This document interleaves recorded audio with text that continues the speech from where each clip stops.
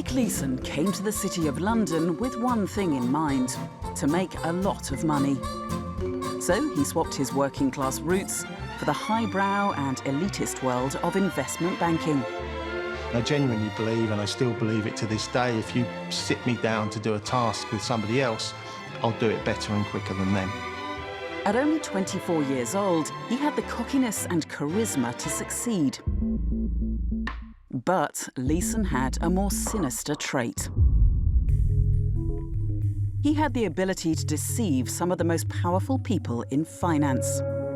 This is the story of how one man's ego and the greed of Britain's oldest bank conspired to lose over $1 billion US, and in the process, destroy one of the most prestigious investment empires in the world.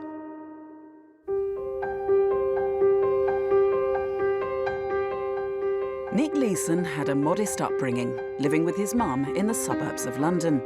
My mum had always instilled an ambition in me from an early age to achieve at school, to achieve at senior school, and then to achieve in life. And I think the things that she was very much focused on were me having a better life than she had. You know, my upbringing was very, very working class, and you know, money was always in short supply. But Leeson was a man destined for bigger things, and in April 1992, he got his dream job in Singapore. He would trade for Barings Bank on the Singapore International Monetary Exchange, the SIMEX, and it gave him the glamour and attention he craved. The trading floor is amazingly exciting. People are competing against each other in a gladiatorial sort of environment where, you know, one person wins and another person loses, and you're trying to prove that you're the best. The SIMEX, which later merged to become SGX, was a cutting-edge exchange that specialised in futures contracts. These are bets on the future direction of the market. In Leeson's case, it was the Nikkei 225 index. If he correctly predicted its direction, he could make a lot of money. But if he was wrong, he stood to lose hundreds of thousands of dollars. The markets are always very active. You know, there's lots of uncertainty, and that uncertainty becomes, for a lot of people, bordering on addictive because you're always on edge in terms of what's going to happen. But it's the most exciting part of the industry. He was beginning to make a name for himself in the financial world, and his success caught the eye of John Gapper. Pretty rapidly, he built up a reputation as being one of the better traders on the floor, even one of the best. He was very forceful, he could always get you a good price, and customers came to like him. And then over time, because he seemed to be so good at that business, he was given more leeway to trade for himself, to trade for Barings. Ian Lowe was an independent trader on the exchange. He traded against Nick Leeson on a daily basis. I recall one incident and I was standing there with my friend looking at Nikkei chart. Nick Leeson went by, he knew us quite well, and then he half jokingly, he said, "Ian, no need to look at the chart." So I said, "Why?" "I plot the chart. Look at me.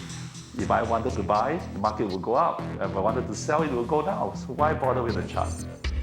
If you have any success in any business, it's, you know, the most wonderful feeling. People are trying to transact as much as they possibly can, so it becomes an addictive quality that you know, your body starts to hunger for because you're so used to it happening. Leeson worked for Barings Securities, a very different branch within Barings Brothers that specialised in new cutting-edge markets. Set up in 1985, they started as a group of just 6 traders, but 7 years later, they accounted for over half the bank's profits. The traditional bankers at Barings Brothers were a little surprised by the way they did business. Barings Securities were a set of people who regarded the bankers of Barings Brothers as being rather stiff and establishment and stuffy. Sometimes the people within Barings Brothers would raise their eyebrows and say they're a bit wild. Barings Brothers was Britain's oldest merchant bank, and in its 233-year history, a long line of traditional bankers had prided themselves on stability and authority. You could trust them to look after your money with utmost security. Even the Queen held an account with Barings. It was very much a kind of respectable, upper-class, comfortable establishment bank. It traded on its name and its reputation, the sense that it was really emblematic of the City of London. But the City of London was changing. The fashionable way to make money in the 90s was through aggressive trading on the stock markets. Barings Securities were ruthless investors, and Nick Leeson was their newest and most ambitious recruit. It was very much a sink or swim type of mentality, which was perfect for me because that was the sort of opportunity that I wanted. There was no real support, there was no real guidance, there was no mentoring, if you like, for anything that was going on. It was very much on the job, on the desk training, and it was certainly creating an environment that was good for me, somebody that was hungry, that was competitive and that wanted to get to the top. Yet behind the scenes, Barings Securities had big problems. It was a company with very few controls. It wasn't a particularly well-run organisation from an operational perspective because the focus was always very much on doing the business, being first and getting as much of the business as they possibly could. It's about gaining that competitive advantage. You do that at the expense of not having the systems and the controls and the people in place to make sure that your business is safe. At Barings Securities, Nick Leeson was allowed to occupy both the general manager and head of settlements, jobs that would normally be done by two different people. Allowing Leeson to do that is one of the most obviously stupid things you could do. It breaks rule number 1 of financial control. It meant that at the end of each day, Leeson could value his own positions and control the bank accounts, and there was nobody checking on what he was doing, and it meant that he had an enormous amount of freedom. Barings knew this was a precarious situation. In 1993, an internal memo sent between senior staff warned, "We are in danger of setting up a system which could prove disastrous." And Nick Leeson was prepared to exploit that. In 1992, the world markets fluctuated violently, and Leeson's young and inexperienced team began to make a series of critical mistakes. The business had exploded in Singapore. We didn't have enough people picking up the phones, we didn't have enough people order filling. So it was very much every hand to the pump, if you like, and we'd recently employed a young girl who worked on the floor, and she was picking up phones, which wasn't really her responsibility. The orders started from a phone call. They need to pass it on to the order fillers through hand signal. So the signal will start by telling the order filler whether I'm a buyer or seller. So this is selling, followed by the price, this is 40, and then followed by the quantity, this is 100. So it will go seller, 40, 100. It was a very tedious process and prone to mistake and not very efficient. At the end of one day in July 1992, Leeson's team showed a loss of $60,000 US. The normal procedure is to immediately inform Barings' head office in London. But Leeson didn't do that. The thought process at that time, when we realised that it was exposure, was I had to do something with it, right? But it's 3 o'clock in the morning. You know, there's people just gone home in London. There's nobody in the office in Singapore, so I'm very much to my own devices. So there's an exposure, but there's nothing I can do about it. Leeson hid the loss in a secret company account, known as the 5/8 account. This was completely against company rules. He was now a rogue trader. I'd seen it before. You know, it wasn't a case of being calculated and clear about what you were doing. This was something that I'd witnessed on a daily basis working in Barings. You know, how many times had people put something into an error account, held it overnight or for a week, and then unwound it? Numerous.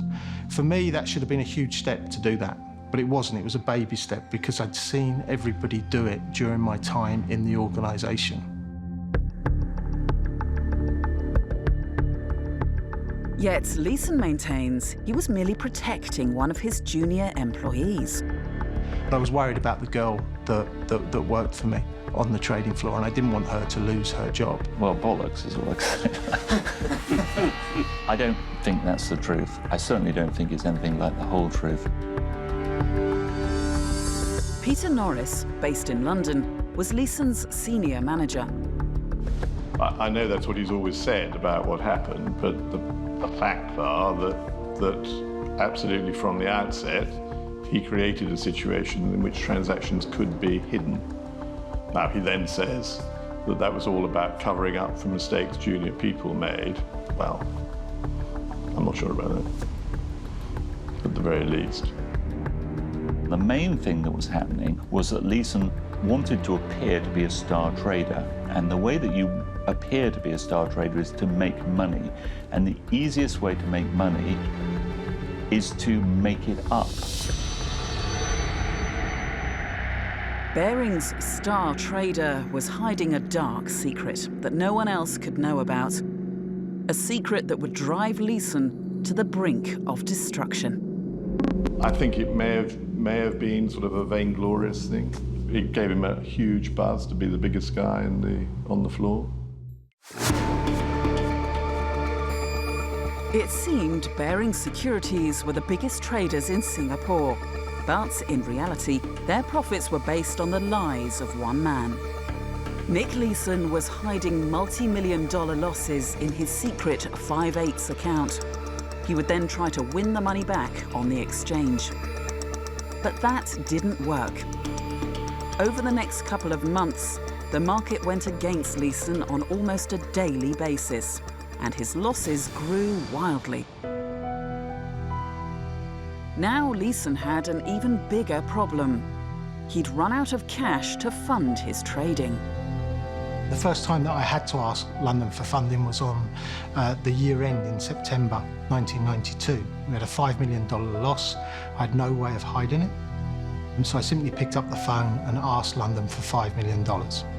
What reason did I give them? I told them that it was because of volatility in the market and the exchange was looking for additional margin. He set out to deceive, and it remained undetected for a number of reasons. And he was clearly very adept at keeping the ball rolling with his colleagues, with all the falsification of records and so on that had to happen every day. He was pretty good at it.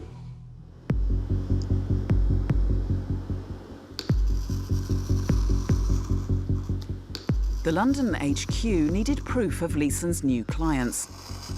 But these clients didn't exist. So Leeson made them up. It was basic forgery. It was a simple cut and paste job, so it was the confirmation that was required on top of a letter that bore the signature of the person that was due to sign it. One stuck on top of the other, photocopied and faxed to whoever it needed to be faxed. Under his instruction, Leeson's team began a daily routine of deception. And by January 1993, Barings senior management had sent him over $60 million. People think that it was a real complex process in terms of achieving the funding that we required from London. It was a very, very simple process. One of the girls who worked for me in the office, she would come in first thing, 7:30, 8 o'clock in the morning, open up the Citibank account, see how overdrawn we were and request that sum of money from London. So if we were 50 million overdrawn, she would request 50 million. All of them were nonsensical. There was not one of them that would stand up to any investigation. Yet the senior management in London believed every single word. Yes, these figures were reported daily.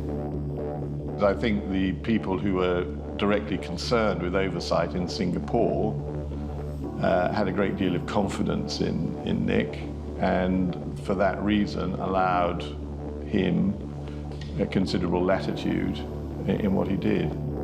Yeah, there is a lot of greed, there's a lot of self-deception, there's quite a lot of illusion, and there was a lot of ignorance and even innocence, actually, about what was happening. It seems almost incredible with hindsight that nobody actually said, this is a fraud.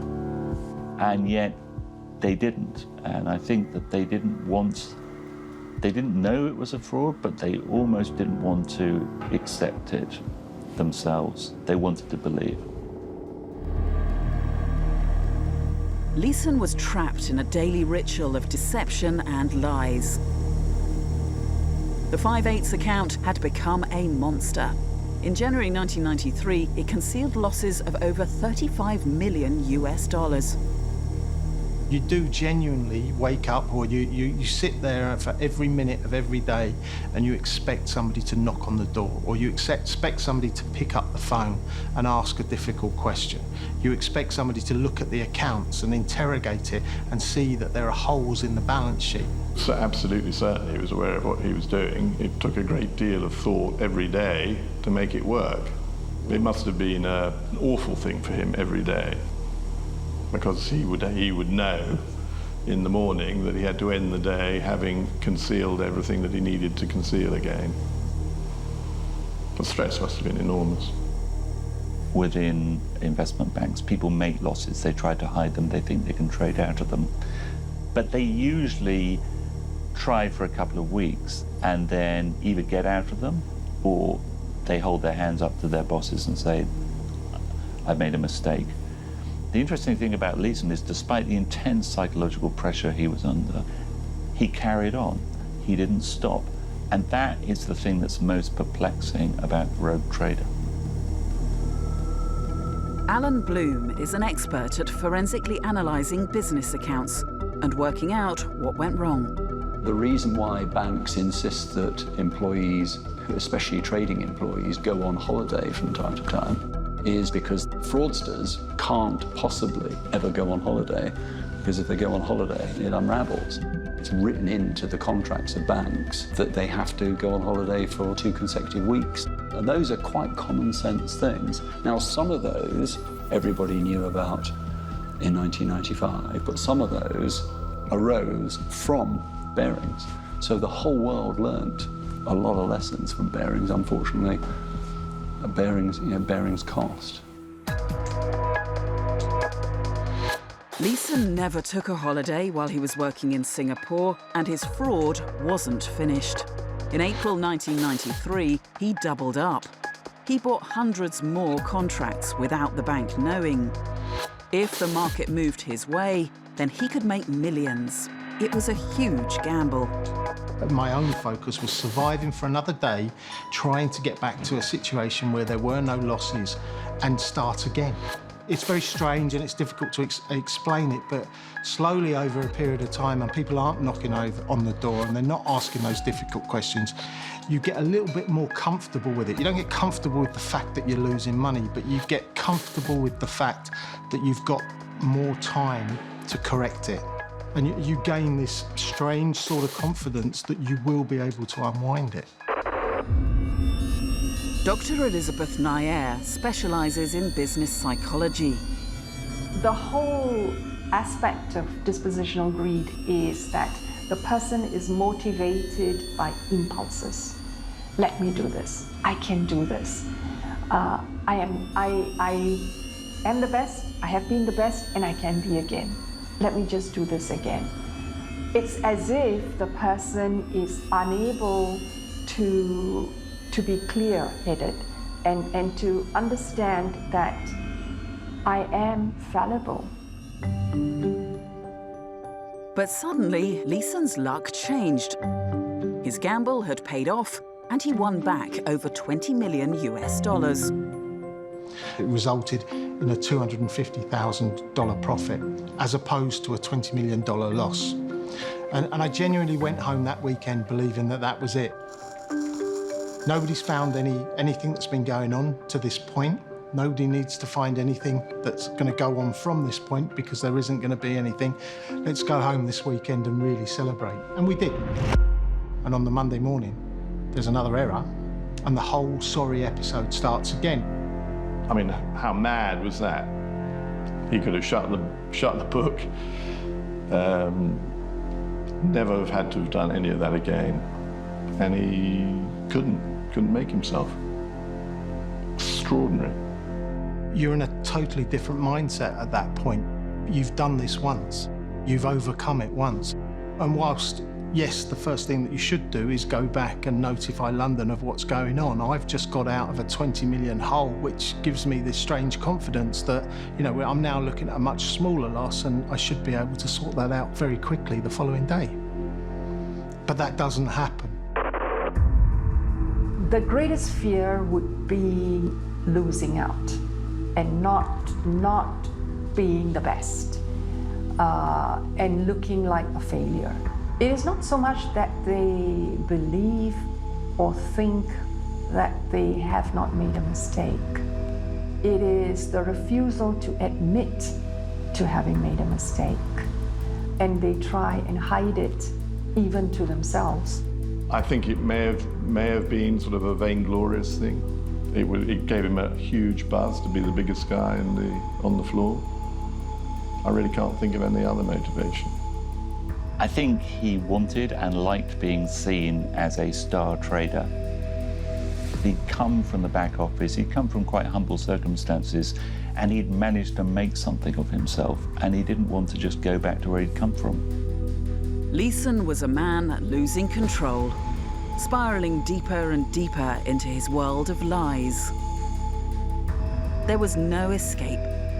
Post-May 1993, the volume of trading coming through Singapore is increasing.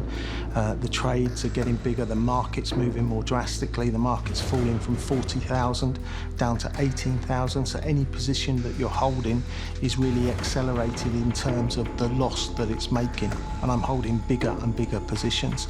So it's just getting more and more crazy. Nothing was stopping this train. It was running off the tracks.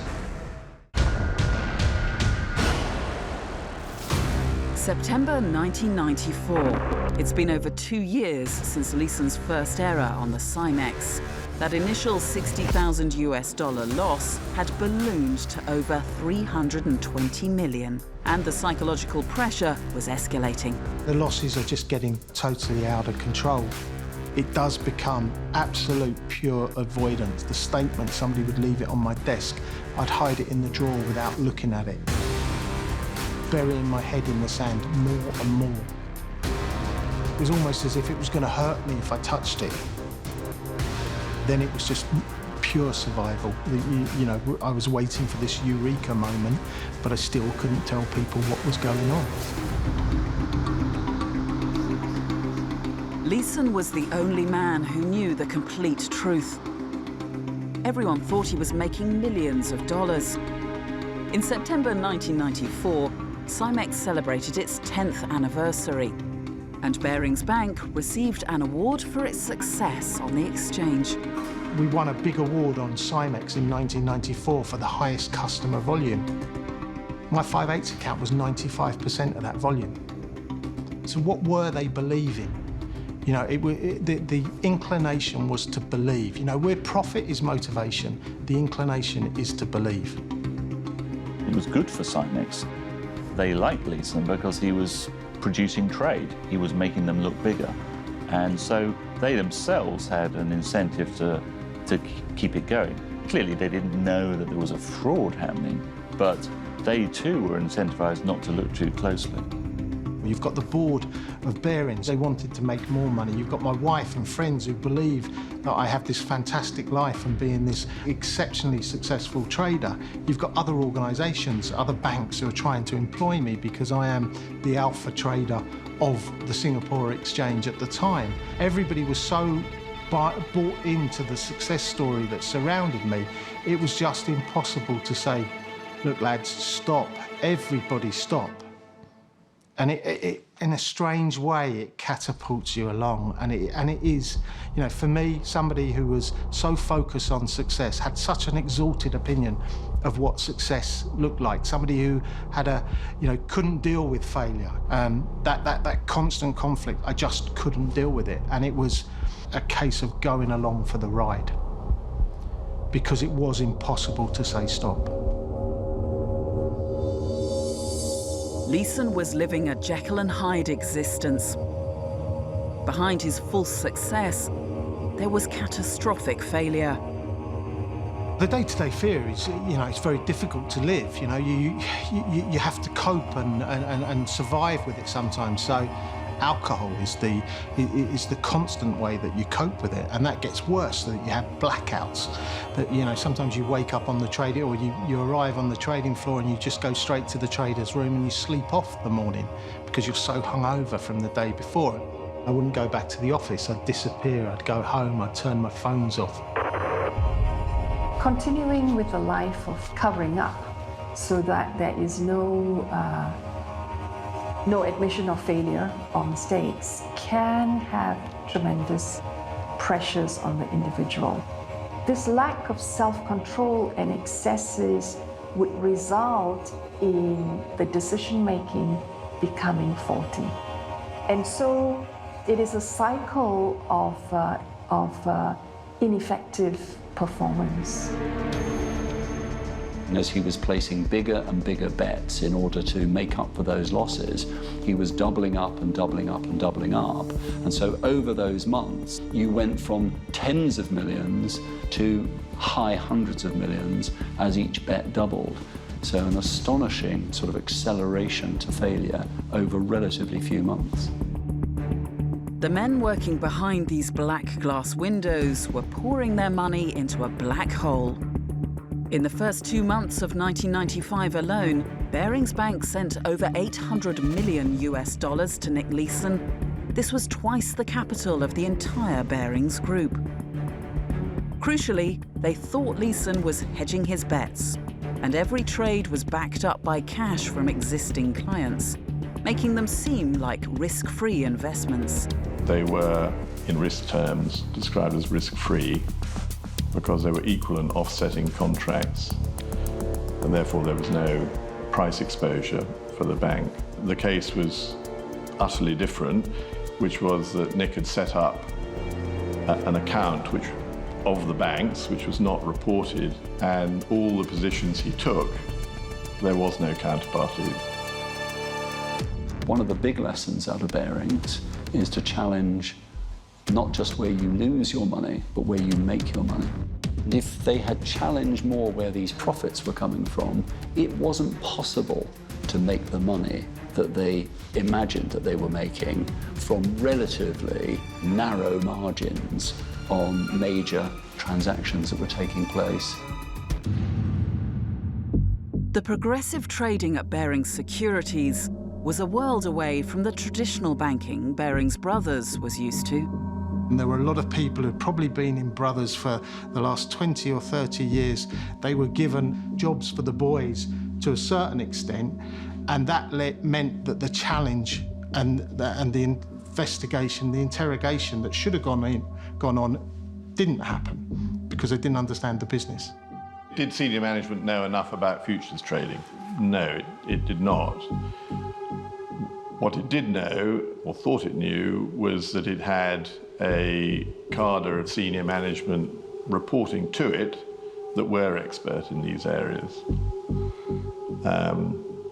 Which is, of course, is the way virtually every commercial or financial organisation work, because the top of any company doesn't know everything that goes on in a company, and certainly couldn't perform all the functions in it. The Brothers guy could turn round to the other 4 or 5 people in the room and pretty much say, off, right? To leave it alone. It was the biggest money-making part of the firm, and don't ask stupid questions.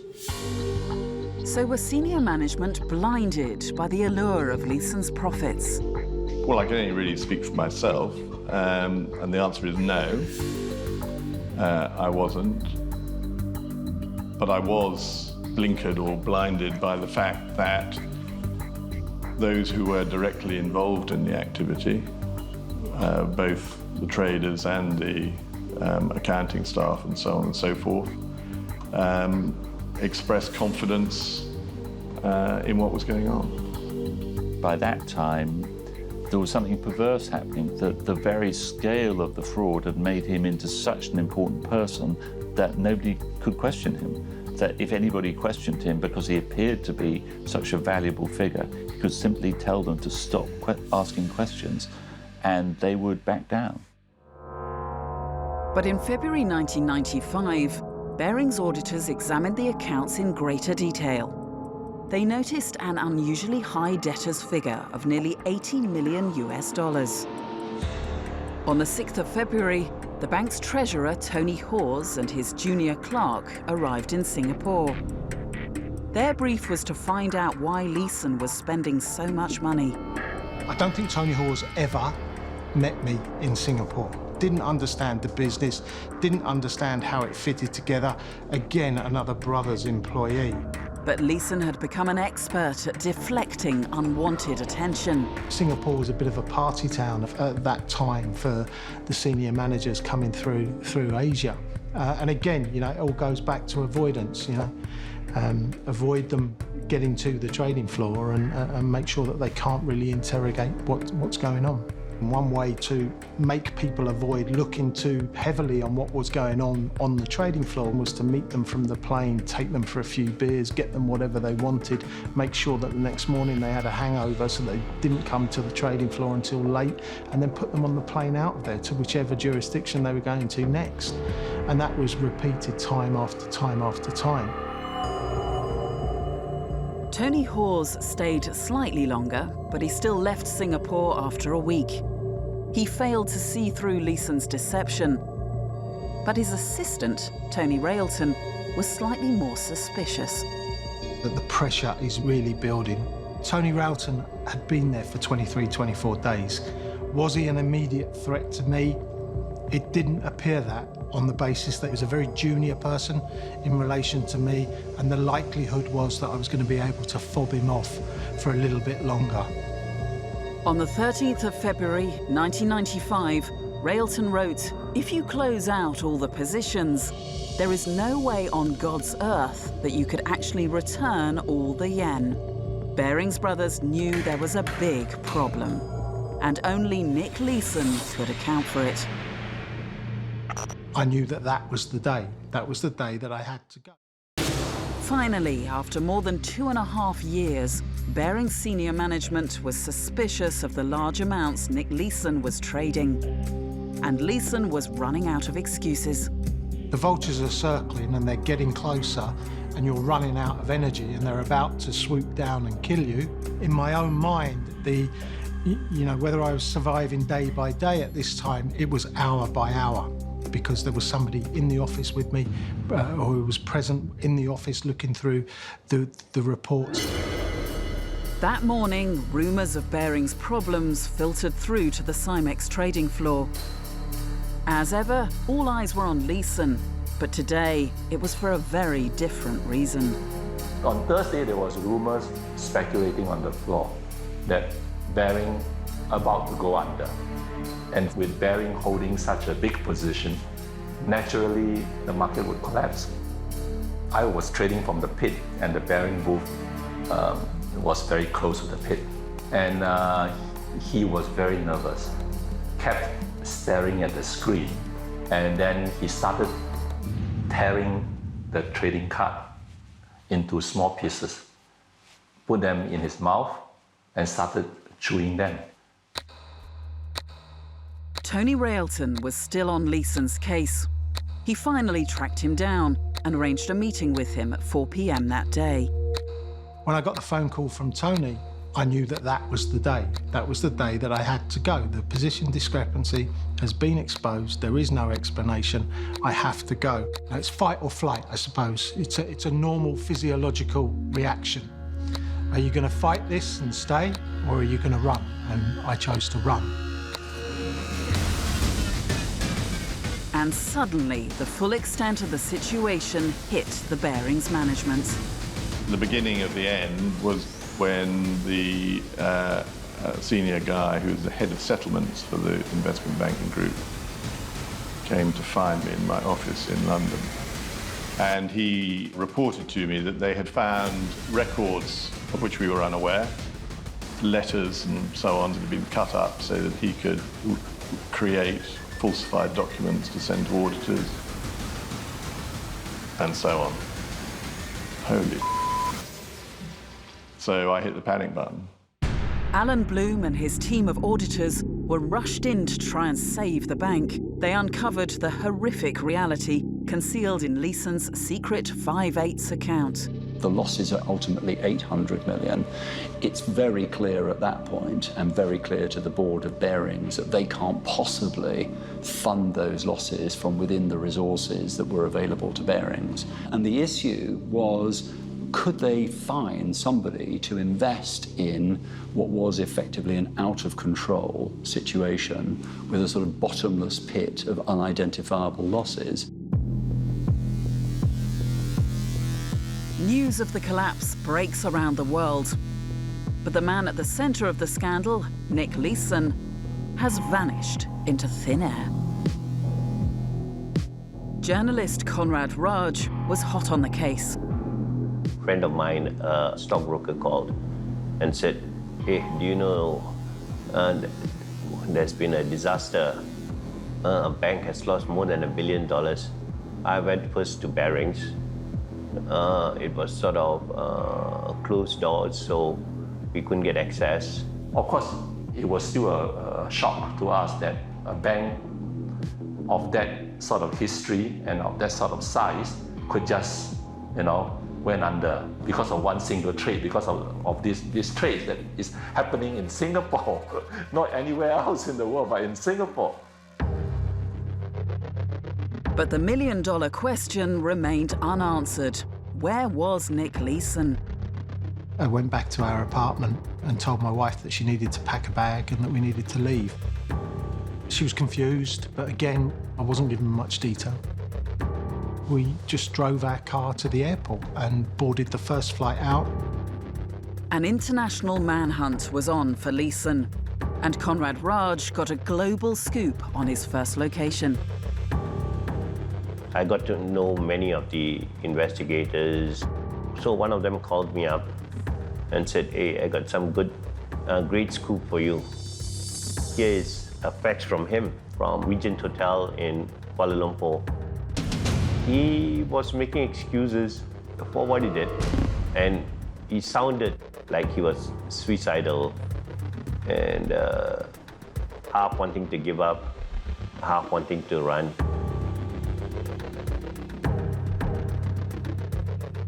Consciously, I can't remember what the need was to write on that. For me, I suppose it was some form of closing the episode. In terms of, I respected an awful lot of the people that I worked for. And I think I owed them an apology because they did rely on me and they trusted me. And I broke all of those trusts.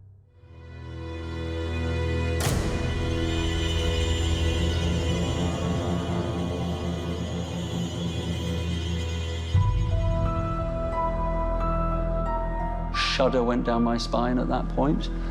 A sense that you are standing at a point in history. This is not just any other bank, any other institution.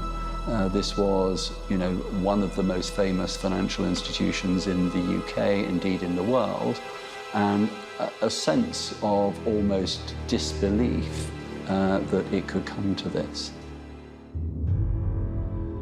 I will blame myself till the day I die for the fact that it happened on my watch. I went down into the local newsagents and picked up the newspaper, the Asian Wall Street Journal, and the headline was "British Bank Collapses." And, you're taken aback and starting to read the body of it and speed reading it as quickly as possible to try and get to the salient details. And then slowly it starts to dawn on me that that's what's happened. I've caused the collapse of the bank.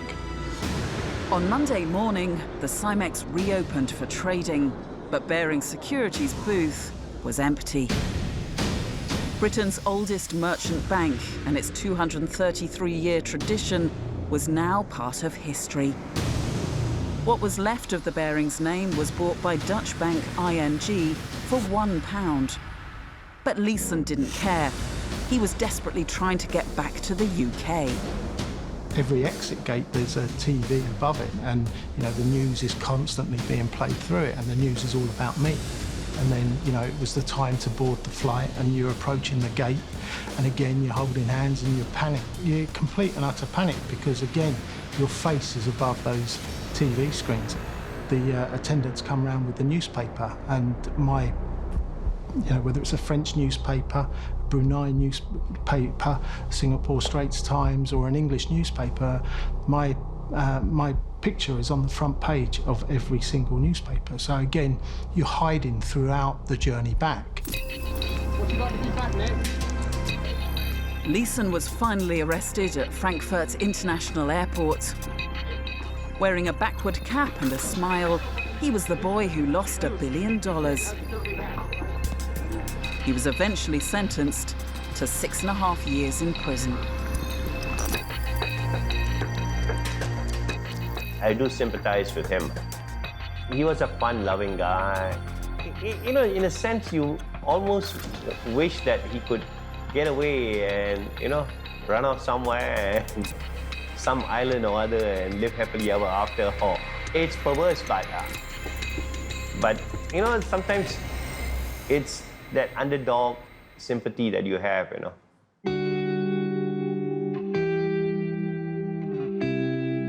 The glamour and attraction to the rogue trader still persists. But what is it about the financial industry that breeds this type of character? It's what I would think of as being a weird byproduct of the financial industry. Traders are put under an enormous amount of pressure. They're given trading books, given an awful lot of responsibility. They are incentivized through bonuses very heavily to take risk. And so not only the psychology of the trader, him or herself, but the bonus structure, what the management expects of those people, it's a very risky and high-octane mix, and it can very easily go wrong.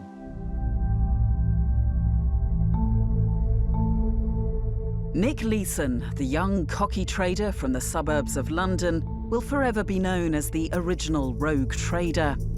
But in an industry where millions of dollars change hands in an instant, the basic human emotions of fear and greed can pervert each simple decision. If I'm asked to give you one word to describe my fraud, the only word I can come up with is crude.